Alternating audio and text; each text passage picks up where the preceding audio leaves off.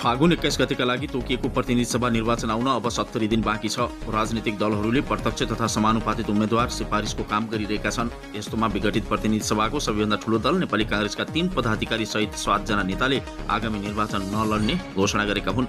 केही नेताले शर्त राखेर त्यो पूरा नभए निर्वाचन नलड्ने बताएका छन् भने केहीले नयाँ पुस्तालाई स्थान दिन अब निर्वाचन नलड्ने घोषणा गरेका छन्। महामन्त्री द्वय गगन थापा र विश्वप्रकाश शर्मा, सहमहामन्त्री बद्री पाण्डे, पूर्व सहमहामन्त्री अर्जुन नरसिंह पेशी, केन्द्रीय सदस्यहरू राजेन्द्र केसी र मानबहादुर विश्वकर्मा तथा धादिङ सभापति रामनाथ अधिकारीले निर्वाचन नलड्ने घोषणा गरेका हुन्।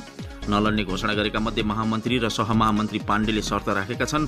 पार्टीभित्र र आफ्नो क्षेत्रमा प्रभाव भएका 7 नेता निर्वाचन नलड्ने घोषणा गरेपछि कांग्रेस फागुन 21 गतेका लागि तय भएको प्रतिनिधि सभा निर्वाचनमा कसरी सहभागिता जनाउँछ भन्ने चासो बढेको छ।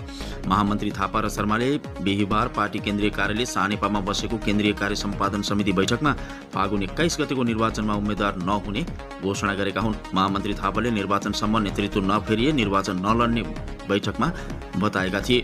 निर्वाचन अघि पार्टीको नेतृत्व परिवर्तन हुनैपर्छ, नेतृत्व फेरिएन भने निर्वाचनमा जान सम्भव छैन।